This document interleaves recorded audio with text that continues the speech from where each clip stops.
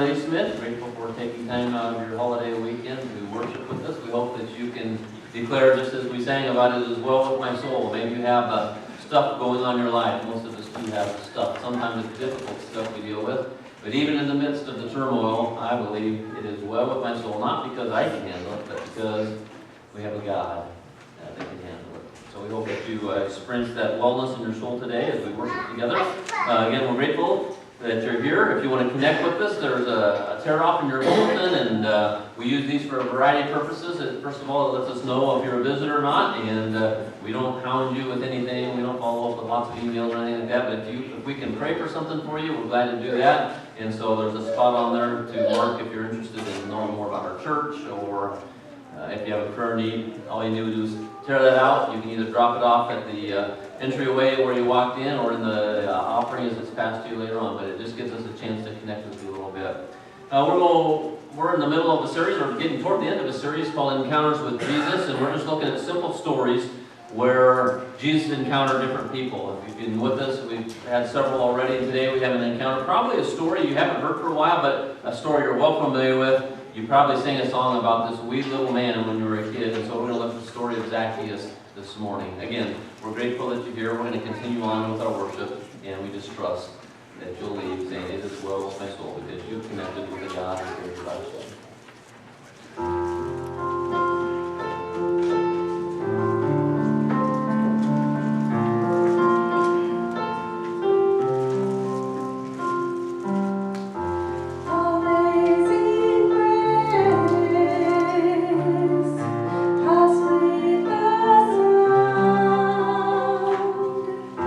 Amazing grace,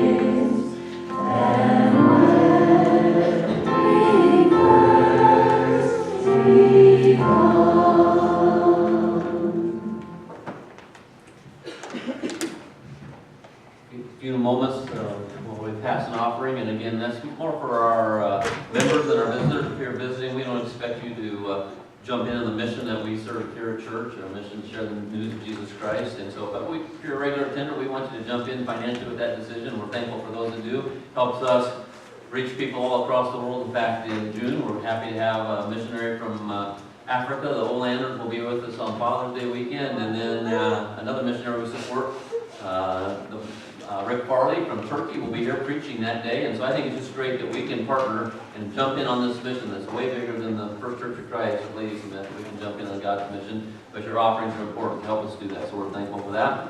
Just want to also direct your eyes as the offering being passed. We just want to remember Memorial Weekend and those who have given their lives in service to our country. We're here today and we're able to worship because of men and women who've given their lives for us, and so we're grateful for that. So as the offering is being passed, we would ask that you reverently just watch that video and reflect on their service to us. So we'll pray for offering, and then we'll watch that video. Dear God, grateful for the tithes and offerings that we collect that go to help further the kingdom here on earth and the kingdom of heaven as well.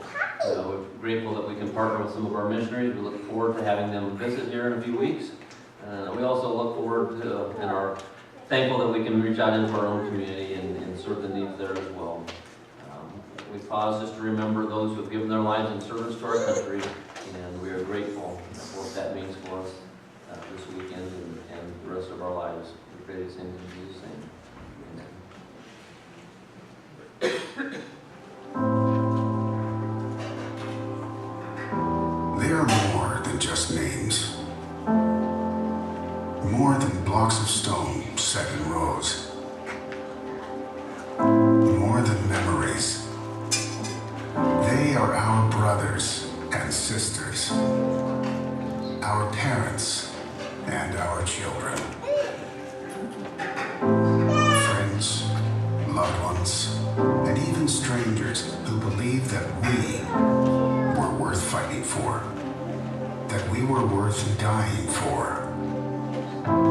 They stand for justice, for courage, for heroism and fearlessness in the face of danger.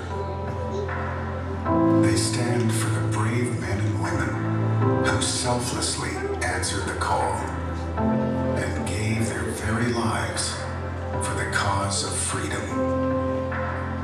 Let us never take their sacrifice for granted, but instead remember with gratitude those who have served. Today, tomorrow, and every day thereafter. By the grace of God, if we walk upon free soil, if we breathe in the sweetness of liberty, let us give thanks, let us honor the fallen, and let us never forget.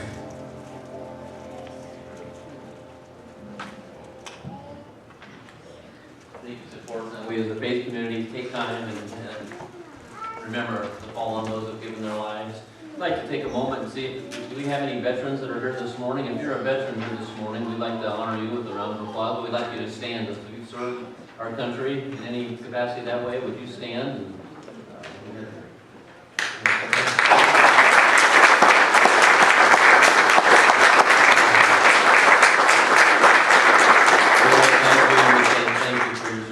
I'd like to do this as well. Sometimes we forget that we have family members. So if you've had a family member, I'm thankful for a grandpa that served and for a nephew that served. And so if you have a family member that served, and would you go ahead and stand this time too, because you know it affects many. So if you've had a family member, it's affected many of us. Again, we want to say thank you to your family.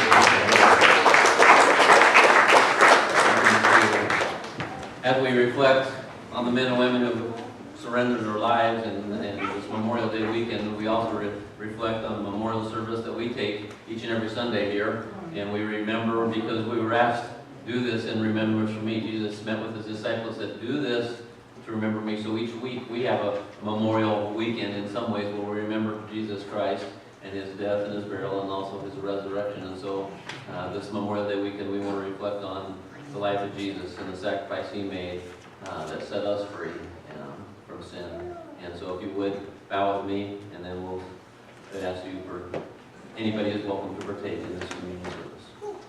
Father, we're thankful for this weekend, thankful that we can reflect on men and women who have served our country, but we also are even filled with more gratitude for Jesus, that he willingly went to the cross, that he laid down his life because of love. So we reflect on that. We remember his words to say, do this in remembrance of me. So we partake today, remembering that great sacrifice. We pray these things in Jesus' name. Amen.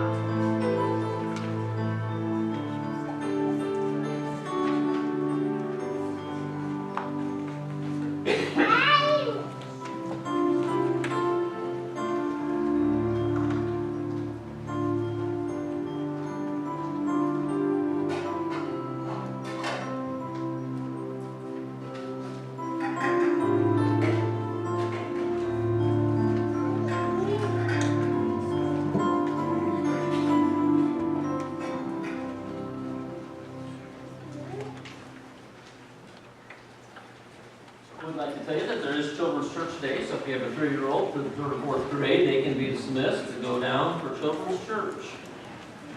So glad for our youth workers that diligently do that. They love our kids. Also, before we get into the message today, I just want to remind you there is a prayer shawl back there. This is the mother of one of the men that died in the canoe accident, and so we'd like to be an encouragement that way. You can sign the card. You should be receiving that prayer shawl. As well as, I'd like to know, just found out yesterday that Betty Marcotte is back in the hospital. She usually sits in the back row back there. She's been battling cancer and just had some tough news. She's at Sacred Heart Hospital in Beauclair. Cancer's been spreading some, and so I think she's a little discouraged. But anyway, would like you to pray for Betty and add that to your prayer list. We've been doing these encounters with Jesus, and today's topic is really about change.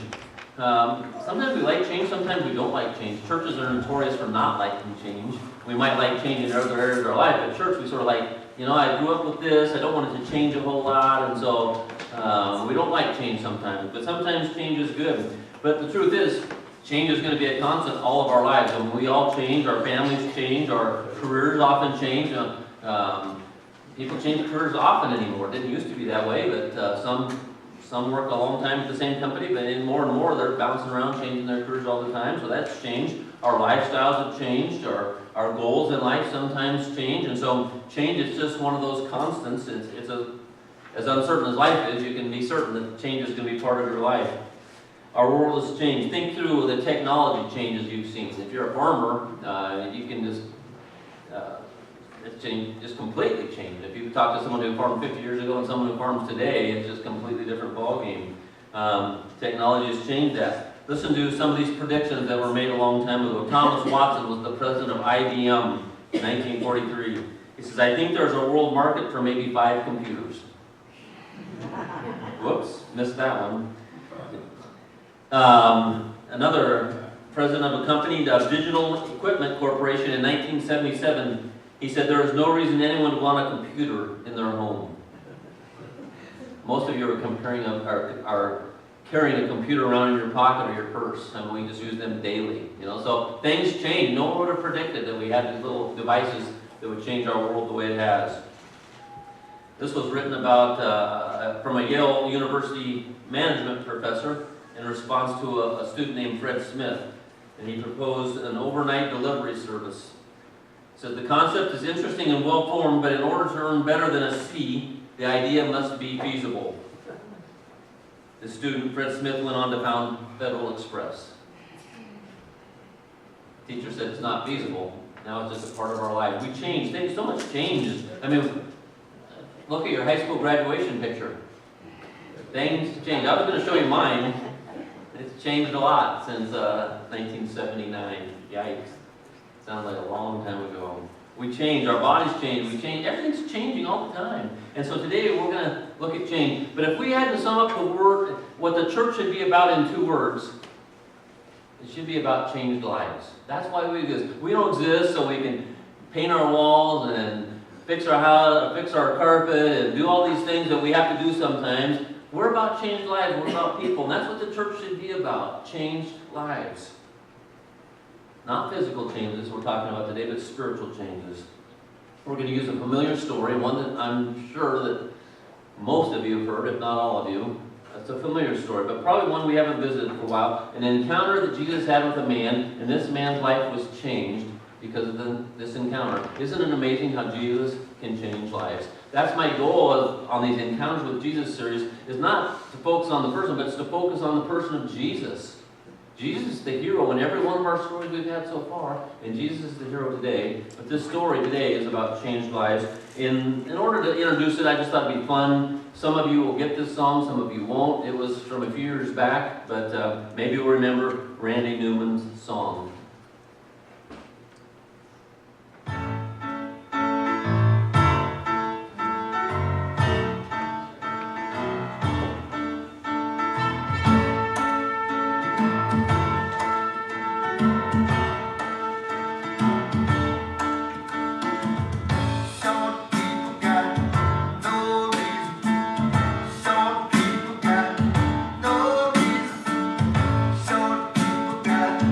No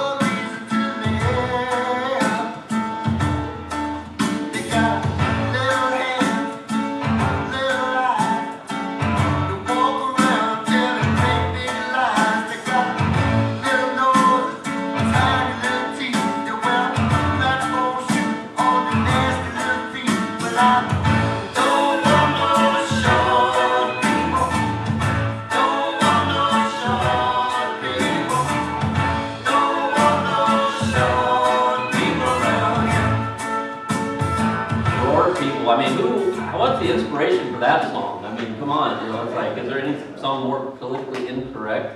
I don't know how. Anyone, you remember that song? Anybody? Or a few of you. Short people, yeah. I don't know what the purpose of that song was, but anyway. Short people, we're talking about Zacchaeus today. If you would, turn in your Bible, Luke chapter 19, verses 1 through 10, this familiar story. Matthew, Mark, Luke, it's the third gospel that we have. About 2/3 of the way through your Bibles, if you're opening them up. Luke 19, Jesus and Zacchaeus. Talking about Jesus here, it says, he entered Jericho and was passing through. And behold, there was a man named Zacchaeus. He was a chief tax collector and was rich. And he was seeking to see who Jesus was, but on account of the crowd, he could not, because he was small in stature. So he ran on ahead and climbed up in a sycamore tree to see him, for he was about to pass that way. And when Jesus came to the place, he looked up and said to him, Zacchaeus, hurry and come down, for I must stay at your house today. So he hurried and came down and received him joyfully. And when they saw it, they all grumbled. He has gone to be the guest of a man who is a sinner. And Zacchaeus stood and said to the Lord, behold, Lord, the half of my goods I give to the poor, and if I have defrauded anyone of anything, I restore it fourfold. And Jesus said to him, today salvation has come to this house, since he also is the son of Abraham. For the Son of Man came to seek and save the lost. Zacchaeus. We remember the song. We might not remember Short People song, but we remember Zacchaeus was a wee little man, and a wee little man was he, and he climbed up in the sycamore tree for the Lord he wanted to see. Anyone remember that?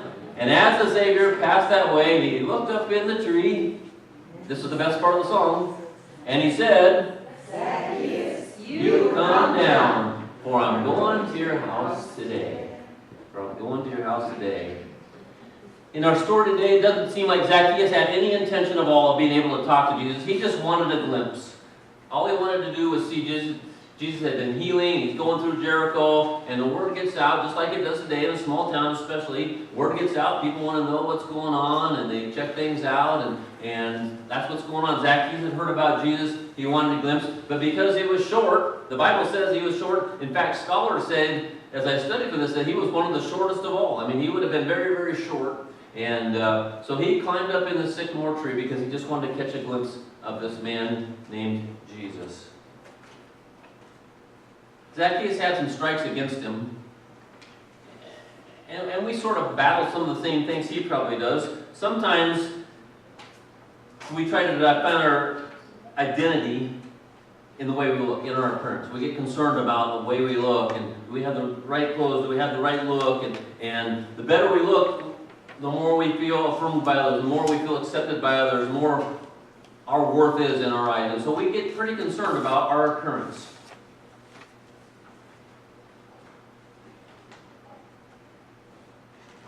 I'm straying here from the notes. We had a wedding to go to Friday night in Minneapolis, St. Paul. Some friends of ours, our son's, one of his best friends. So we drove a ride, didn't have to officiate. I just got to enjoy the wedding. But as we got ready to leave Friday afternoon, Barb was getting ready and she was frustrated. And she usually doesn't say anything, but this time she goes, I just don't like my hair. She said, it looks terrible. I said, no, your hair looks great. She said, it looks terrible. I said, well, if it makes you feel better, it looks better than the dress you're wearing. And we celebrate 30 years, hopefully, this week. We get concerned about our appearance. You can pray for me. Our anniversary's this week, 30 years. So she's wonderful, and she lets me pick on her a little bit, but we have a good time together. I'm thankful for her partnership. And what more can I say? I got to keep going here.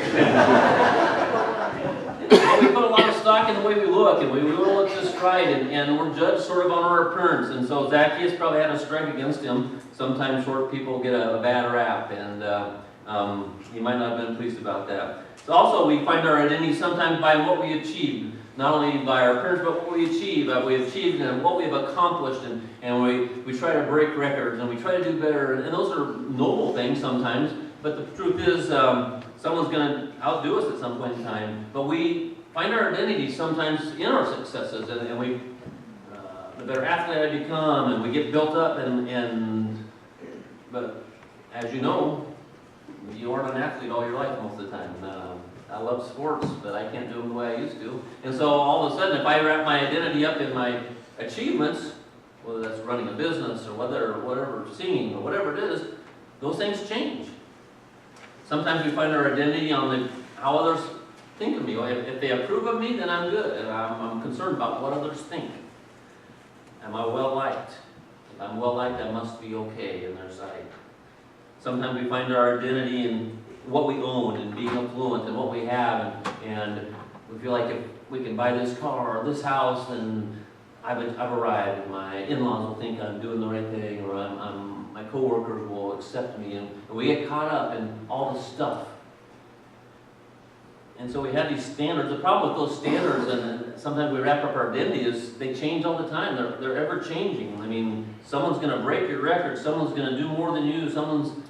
Your finances can change in the blink of an eye, and life can just change in a one poor choice, and everything crumbles. And so when we wrap up our identity in those things, there's no stability. And so today I want to challenge you to wrap up your identity in this person of Jesus Christ, because it's going to last from here through eternity. Sometimes we worry about what people think, but really we need to worry about what the Lord thinks of us, and that's who we're trying to please. When we understand, I think, what God thinks of us, I think it changes your daily living. I think when you understand that what God thinks of you and how He affirms you and how He loves you and how He cares for you, it changes the way you wake up in the morning. I think you approach the day differently. I think your attitude changes because you're loved and accepted, and there's security, and no matter what happens, it's going to be okay. It is well with my soul. Problem with Zacchaeus, he was basically 1 for 4 in those categories we talked about. His appearance, he was short. They probably got made fun of. When I was in 6th, 7th, 8th grade, I was one of the shortest. When I went to church camp, I was the shortest. In junior high, I was the shortest. It wasn't until my senior year that I grew a lot. And so I understand about being teased about being short. He would have been teased about being short, and his appearance wouldn't have been what he wanted it to be, probably ridiculed. He probably wasn't well liked. He didn't get the approval of others because God's Word says he was a tax collector. Not just a tax collector, he was the chief tax collector. He was at the top of the pyramid, and he was the CEO. And that meant he would get some of the earnings of the people below him. And so he was at the top of this pyramid, making a lot of money. But the problem was he was a tax collector, and they were dishonest, and it was a corrupt system, and he could sort of just basically say, this is what you owe me, and they were at wit's end, and they had to come up with it. So he was part of a corrupt system, and he benefited from a corrupt system, and they probably promoted this corrupt system, but it made him, the Bible says, he was a rich man, he was a wealthy man. Not only was he not approved because he was part of the tax system, this IRS guy, but he was a Jew that was collecting Roman taxes. That was a no-no. That was a traitor. That was selling out. That would be like the Minnesota Vikings cheering for the Green Bay Packers, or if you knew a Green Bay Packer fan, you would be cheering for the Vikings. That doesn't happen. That's not going to happen. Remember Brett Favre a few years ago making the move to Minnesota? I can't imagine what life in Wisconsin was like. He was a traitor. He left. And I think amends have been made now. But that's what's going on here. This Jew is now a Roman tax collector, and so he was not well liked. Why would you like him? I mean, he swindled your money, and there was no reason to want to hang out with him. And so he was not doing very well in that category. I'm guessing he didn't like himself well. I think when you're dishonest and there's turmoil and all that chaos in your life, you probably don't feel good about yourself, even though he was rolling in the dough. He probably knew that he was getting it by dishonest means, and we've all sort of been there. When we haven't behaved the way we are, there's turmoil in our lives. So he did have a lot of money, but he didn't probably like himself. Probably a very lonely man. But then what happens in our story, in an instant, in a moment, in this one encounter, his life changed forever. Interesting how Jesus can change a life forever. We've seen that with some of the other stories we've had. The women who touched the hem of his garment was changed forever. One encounter with Jesus can change your life. Maybe you have a life similar to Zacchaeus, where you're unhappy, looking for meaning, just looking for the next adventure. Jesus can change your life. So we want to look at these truths from this passage that help us in our walk with Jesus. I think one thing we can gain from this, no matter how insignificant I feel, Jesus still notices me. I think Zacchaeus was insignificant. He says, I'm just going to climb this tree, and yet Jesus still noticed him. Isn't it amazing how Jesus notices individuals in the crowd? He noticed the woman who'd been bleeding for 12 years. He took time. He noticed Zacchaeus. Zacchaeus had no intention of hanging out with Jesus today, but by the end of the day, he's having supper with Jesus because Jesus notices us. Seems like when nobody else does, Jesus knows us. He created us. Shocking that a short, influential man would climb a tree, but that's what he does. He'd walked by hundreds, perhaps thousands of people, and now he gets to this tree, and the Bible tells us Jesus looked up. Verse 5, looked up. I can only imagine how Jesus must have felt as he and Jesus locked eyes. It had to be just something else to see this somewhat celebrity, Jesus, in his own right, hooking up with Zacchaeus up in the tree going, what are you doing there? I don't think that was part of the conversation. Zacchaeus? Calls him by name, which had to even blow his mind even more, that this guy would even know who he is. They'd never been introduced or anything. Calls Zacchaeus. Wow, I wonder how Zacchaeus felt then to be singled out of the crowd. Shock, awe. I think Jesus knew Zacchaeus had a real need.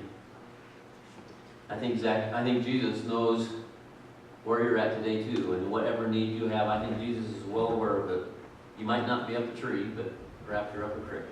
Things are difficult. Maybe there's relationship struggles. Maybe there's financial issues. I believe Jesus knows your situation. I really do. This story and other encounters says he cares about the individuals. They're significant to him. Think about this. He's seen every breath that you've ever breathed. He remembers when you were born. He knows every word that you've spoken. And he looks on you with love in his eyes. That had to blow Zacchaeus away as Jesus looked up at him. I think Jesus looked right through him. Says, Zacchaeus, I'm going to go to your house today. Had to be a cool moment. It reminded me of, I thought, well, if I ever met somebody famous and had that, and I remember a time in the early 1990s, we went to Tulsa, Oklahoma for a PGA championship. This is one of the golf majors, and I like golf, but I'm not, anyway, not huge. I don't follow it every day or anything like that. But my brother-in-law lived in Tulsa, and he got us tickets to the PGA championship. So we drove down to Tulsa and stayed with them, and we went to a couple days of golf tournament. Well, at this golf tournament, it's pretty intense. I mean, it's a major, and back then, and even today, it was kind of the Europeans versus the Americans, and so the crowd was just very into it, and it was very intense. It was close. It was a close match, and we had Corey Pavin. He'd be on the senior tour now, but he was the American, and everybody was cheering for him. It was in Tulsa. Everybody was cheering for Corey Pavin, but there was Nick Faldo, and Nick. Those two were at the top of the leaderboard, and it was just intense. And we found a spot where we could go, and they would open the rope, and then the golfers would walk by at the end of a hole, so we would position ourselves right where the rope would be, so we'd have like front row view of these guys, and they're walking by, and it's intense, and the crowd's going, come on, Corey, come on, Corey. Well, my brother-in-law, Nick Faldo's coming by, and he says, come on, Nick. And Nick Faldo stops right in his tracks, right in front of us, we're right there, and he goes, thanks. And goes walking by, and we're like, woo, dude! And we're high-fiving each other, like, oh, that's cool. He recognizes, he noticed me. You know, he noticed me. We like to be noticed. Zacchaeus, I think, liked to be noticed. Jesus calls him by name and says, Zacchaeus, you come down. And Zacchaeus, the Bible says, he didn't say just come down. It says he hurried down. He wanted to be with Jesus. I think one of the deepest expressions of love that we have is when we give attention to somebody. Every parent in here should take that to heart. If you're a parent here, you need to give attention to your child. And sometimes that gets old. Hey, Dad, watch me run my bike over this jump. I'm going to get airborne. Watch me, watch me, watch me. Watch me, I'm going to my concert. Watch me, I'm going to play ball. They want attention. We all want attention. Not just kids. As adults, we want attention. We want to be recognized. We want to do things a little different. Come look at the way I manicured my yard. Look at how I did this, how I did that, what I'm doing. We like to be noticed. We have a great need to be noticed, and I think God notices each and every one of you here today. He cares deeply about you. He says, I am with you always, even to the end of the age. So if you feel insignificant, I think Jesus will notice you. No matter what other people say, Jesus still affirms us. He still applauds us. He still is on our side. He's for us. We discussed a little bit how Zacchaeus had been probably rejected and ridiculed because of the choices he made, and probably as a kid and as an adult. But now his appearance, his actions had put him in this place where he probably wasn't well liked and well received. Cruel marks and criticisms would have been part of his experience in daily life. Couldn't have been much fun. I've experienced harsh words. I've fortunately spoken harsh words. It's no fun. Some of you can probably remember harsh words that you received. They cut deep. A parent who says, that's not going to work. You got to work harder than that. You're never going to amount to anything. Some of us have had it. You've heard those words, and they wound, and that's what Zacchaeus was going through. But Jesus affirms him. He says, Zacchaeus, you come down. I wonder what was going through Zacchaeus' mind. Like, really? Wow. He didn't hesitate. He ran down and said, this is going to be great. And they go to his house. I think it's great that he calls him by name. I think God knows each and every name here today. He knows your name. He knows who you are. He is familiar with every part of your life. Nothing surprises him. At this point, I think Zacchaeus shut the crowd out. All those things that people in evil said about him, I think he shut the crowd out, and now it's just him and Jesus. And Jesus said, I'm going to your house today. I don't think he cared what the crowd thought of him at this point.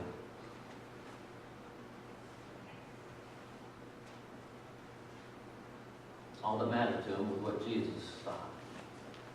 And maybe that's the way we should live our lives too. We've all been criticized at some point in time.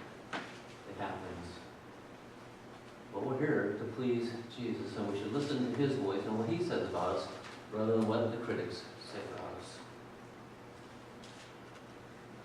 Jesus says, Zacchaeus, let's spend some time together. I think it's also important that I think Jesus knew well the past of Zacchaeus. He knew that he was a swindler. He knew he was deceitful. He knew he was a grabber and took all he could get from people. And yet he still said, I'm going to your house today. I think sometimes we forget that Jesus knows your past. We know our past. We remember our past. When we get stuck in our past, but Jesus says, I don't care about your past. He didn't say, I'm not going to Zacchaeus' house. You've been this, and made this long list and hang out with you. Jesus hung out with the sinner. And what did the church do? What did the leaders do? They got ticked off. They were mad because Jesus went with Zacchaeus. I'm not sure we've strayed that far today. If Jesus were to come to town, we would want him to come to church here, and we'd be sort of ticked off if he went downtown and hung out with somebody else, especially someone with a background like Zacchaeus. That wouldn't please us about Jesus. But we should take that to heart about Jesus. Jesus doesn't care about your past. And we shouldn't either. And we shouldn't care about the past of anybody who walks through this door. We care about their future. We care about people. We want to be a church that cares about people. Oh, sure, there's things that we have to take care of here. We need new carpet, and we need paint, and we need these things because our building's 40 years old. That's not our highest priority here. And so we're not going to spend our time arguing about what that's going to look like, and we're going to let people do that, and we're going to enjoy it. We're going to be about people. Every person who walks through this door has a past, just like you have a past. But we remind them Jesus came for you, and he notices you, and he cares for you. Humbling to think Jesus cares about us. I think he knew Zacchaeus was carrying a lot of guilt around.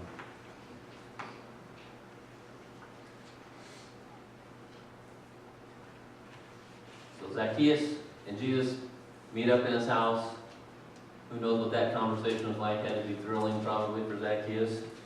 And the church and the leaders are outside going, he shouldn't hang out with those people. What's he doing? And they get all mad and dizzy. But we forget, our past doesn't define us. And we shouldn't define people that way either. I'm going to give you an illustration like this. Maybe. I got a $10 bill. Pretty crisp, pretty new. Not much. It's one of the newer ones. Not very scarred. Doesn't have much of a past. It's pretty crisp and clean and not very messy. Susie, you're the young one up front. Would you like the $10 bill?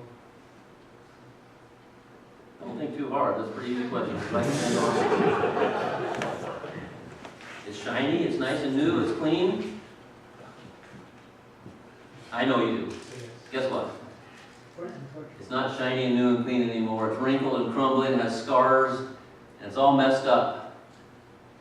Would you still like it? Why? It's a mess now.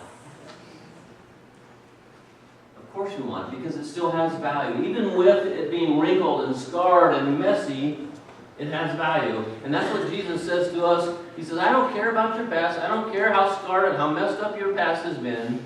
You have value, not because of anything the world says. You have value because I created you. I breathed life into you. I have a plan for you. You are my child. It doesn't matter how messed up and how messy your life is, how messy that $10 bill is. It still has value because of what we give it. We have value not because of our appearance, not because of our abilities, not because of any of those things we listed. We have value because we're a child of the living God. That's where we find our identity. It will never change. You can withstand a lot of life's toughest times when you find your identity in Jesus Christ and not in the things of this world. It's really cool in our story, Zacchaeus' life was changed. I mean, I love that. Sometimes we wonder, people make a commitment to the Lord and they just go back to their old lifestyle. In this story today here, it says, Zacchaeus says, hey, I'm going to pay back half of my goods I give to the poor. And if I've stolen from anyone, I'm going to give them 4 times what it's worth. Made me wonder, should it be a requirement that we make amends for all the people we've hurt when we come to the Lord? I don't know, but that's what he did. He wanted to make it right with all those people that he had defrauded, all those people he had stole from. He wanted to make it right. Why did he do that? Because Jesus changed his life. That encounter with Jesus changed his heart. He went from being selfish, taking all he could. He says, now, I'm going to make it right with him, and I'm going to pay him back 4 times the amount. How does that work? Because Jesus changed his life. I can relate to that. I've battled selfishness in my lifetime, but I think I'm to the point where I'm more generous. Why? Because it was because of Jesus. You can say the same thing about parts of your life where Jesus changed your life. He changed your heart. He changed your attitude. I can remember playing basketball with a man named Jim. Jim was a competitive guy, didn't like to lose, and he was physically strong, and he was angry, and he would bring that onto the basketball court, and he would just play that, and it was never his fault, and he would always complain, and he would cuss, but one day he met Jesus. His life changed that fast. And so then at noon ball he would come, he didn't care anymore. He didn't cuss anymore. He didn't try to get an advantage anymore. He just played ball and enjoyed it. And he actually complimented other people when they played well. And the competition was over. Why? Because after he was baptized into Jesus Christ, his life changed. His son went to Haiti to be in the mission field. I think partly because his dad had a change of heart. Sometimes it doesn't happen that fast. Sometimes it takes us a while on that process. But I think Jesus sometimes changes your heart that fast. I've seen it happen.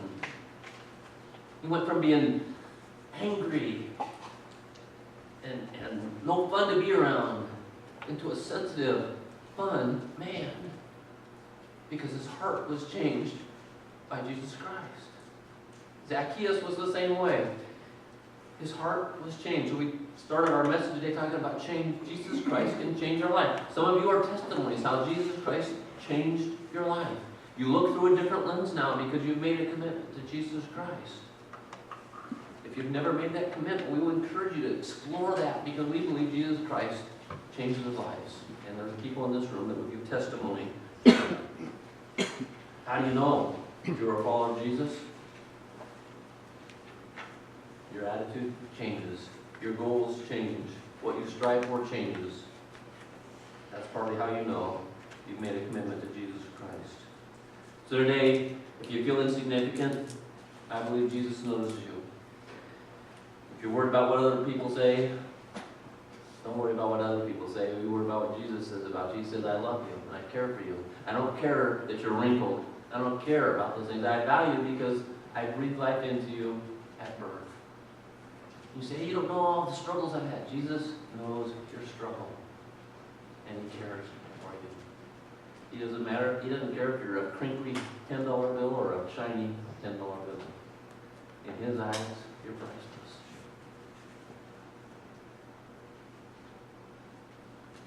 We'll wrap up. If you have any questions about Jesus, I trust that you would ask the person who brought you here today, or you can come talk to me. We can encourage you to have this encounter with Jesus. I hope that you see in all these encounters that we've had, Jesus is the main character. He changes lives. He never changes, but he changes people's lives. He changes their attitudes. We trust that he can change yours as well. He's worth making a commitment that isn't easy. When you make a commitment to Jesus Christ, it's a difficult road at times. But you can say, it is well, it is well, it is well with my soul. Let's close in prayer. We'll be dismissed.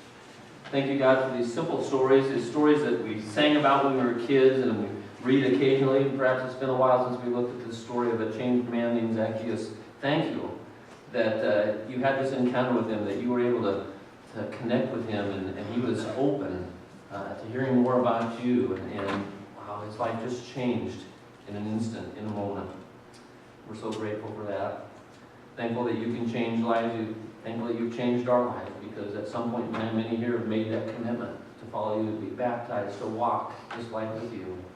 So help us as we continue down that journey. We pray for those who might be thinking about making a commitment to Jesus Christ. We just trust that they will get the answers they need to hear. Help us to know and be reminded each day that you love us dearly and that you care. We pray these things in Jesus' name.